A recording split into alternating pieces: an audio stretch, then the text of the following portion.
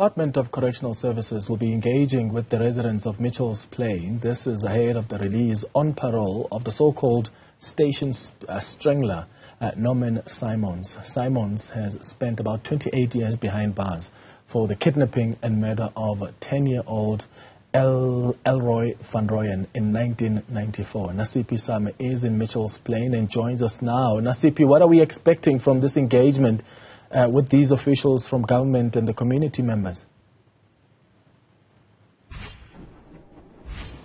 So basically the arrest of Norman Simons in 1994 and later convicted in 1995. What we do know, according to the Correctional Service Department, is that he is set to be released on the 20th, and that is Thursday. And basically following these news, there were mixed reactions from various people within the community of Mitchell's Plain, taking into account what he was convicted for and also what he was accused for, even though he was not found guilty of the bodies that were discovered of about 22 boys during the period of 1986 and 1994. Many people believe that he was in fact responsible for it. However, he was only convicted for the kidnapping and murder of 10-year-old Elroy van Rooyen. But to talk to us more in regards to how she is feeling about this, I'm joined here by Yvonne, who is actually an early bird. Yvonne, talk to us about your thoughts about this engagement with the Department of Correctional Services.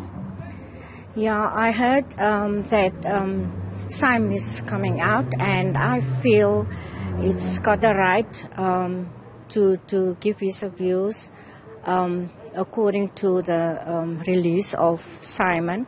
I'm just here to hear what people had to say. My heart goes out for him. As a Christian, I would like him to be free, because everyone's got the right for a second chance. And yeah, I'm just here to, I support even the people that lost their child according to what happened. We can't say he did it. That's why he had a sentence, and I'm truly grateful for him that he's gonna have a second chance, and I'm here to support the parents as well. That's how I feel. Ma'am, were you around or living in Mitchell's Plain at the time during his arrest and when he was actually facing trial? What was going on in this community back in 1994, if you were living here? Yeah, I was staying here in Mitchell's Plain, Westfields, and it was heartbroken to hear the people's views. Apparently, I met somebody who lost her son also that time of period, and to see that mother of that child heartbroken, it was like it was my child. I'm also a mother of 3 sons, and that time it was so scary to let your child out. You keep them inside, you warn them about the danger outside. So yeah, it was very, very scary to stay here in Mitchell's Plain, knowing that there's a Station Strangler out there that can be it can be your child. That's how I feel. It's still heartbroken.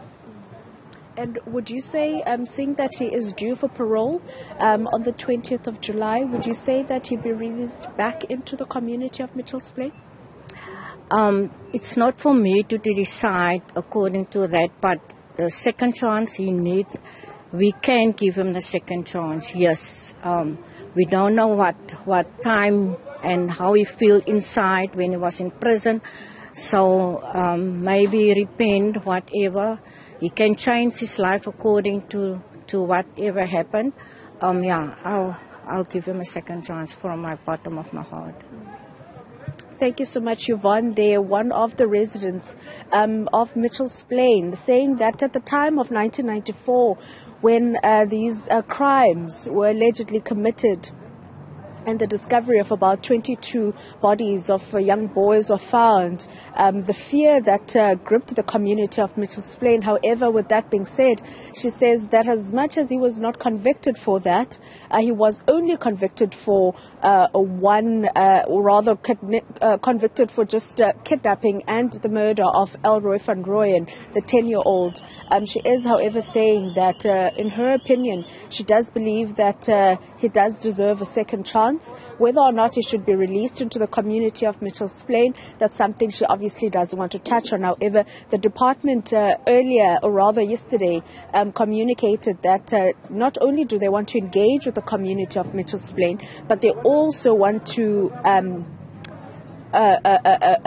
paint a picture for the community in regards to what parole actually means and the role that it plays, and basically bring them a step closer in regards to not only understanding the release of a parolee into their community, but the processes that come with releasing a parolee, and also hearing the opinion of residents regarding the release of a parolee into their community. However, at this present moment, we're still unaware whether or not the late Station Strangler will be released into the community of Mitchell's Plain. And just after 2 o'clock, we will be seeing a number of residents far and wide from this community trickling into the Lentegeur Civic Center to obviously have their voices heard, as we just heard now from one resident that she does believe that it is indeed time, 28 years later, or rather close to 30 years later, to give the Station Strangler, or rather Norman Simons, a second chance. Right. Nasiphi Same, live to us from Mitchell's Plain. Thank you for the update.